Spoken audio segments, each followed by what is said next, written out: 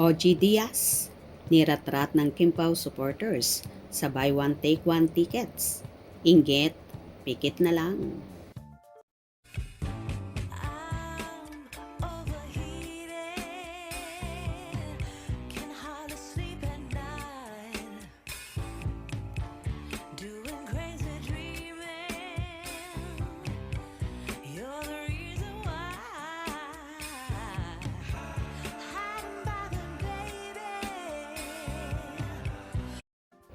Kasalukuyang binabash ngayon ang talent manager vlogger na si OG Diaz sa kanyang naging showbiz updates.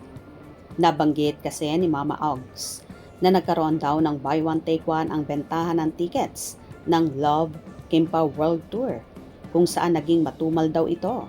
Kaya ganito ang ginawang strategy ng mga promoters. Ang buy one take one ang tickets na ibinebenta para daw maubos agad na agad namang sinuplat ni Ratrat ng Solid Kimpaw supporters ang naturang talent manager.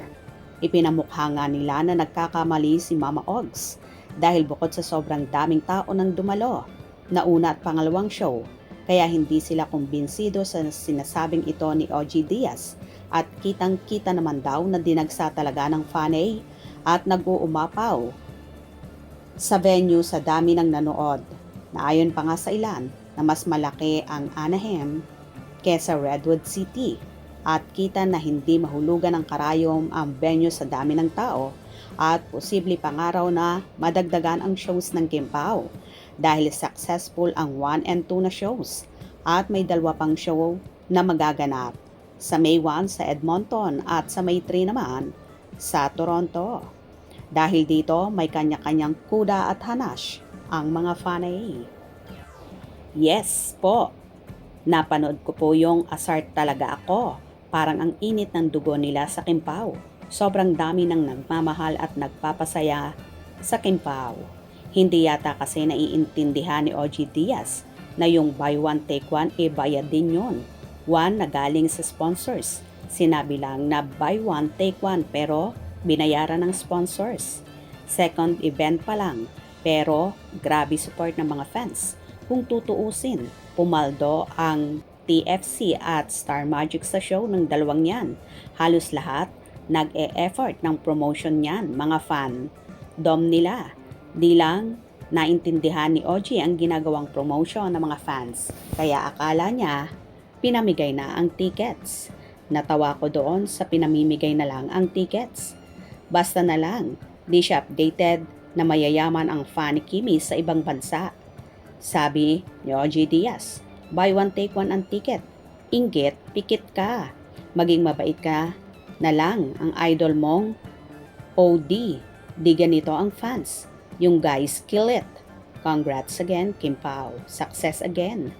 Kahit naman nag-buy one take one, bayad naman yan ng sponsor.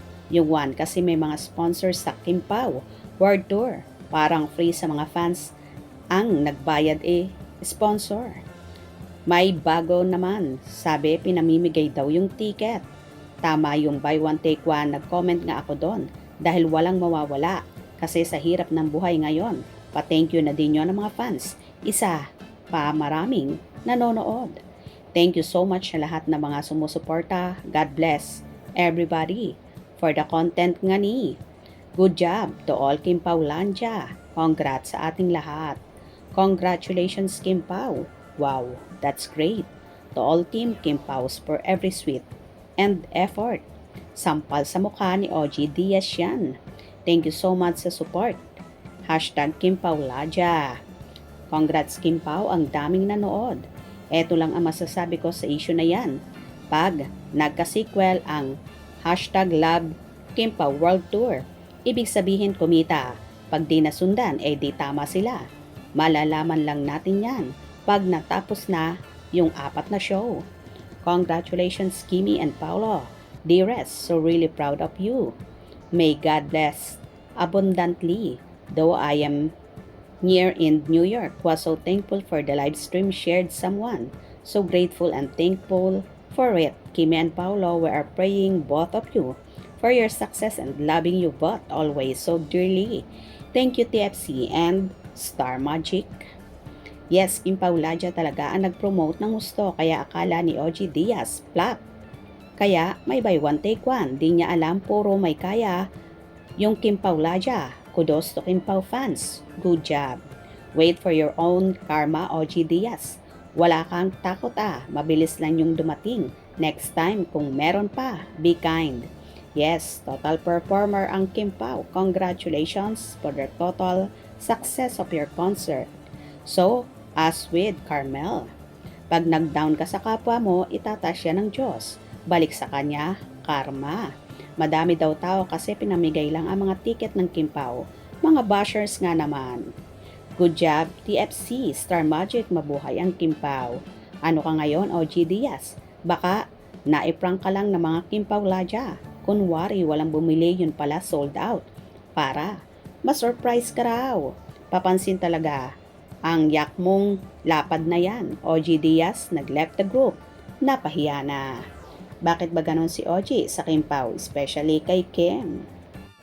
O diba, kaloka at tila sinupalpal at niretsadahan nga ng solid Kim Pao si OG Diaz sa sinasabing buy one take one at flop daw ang show.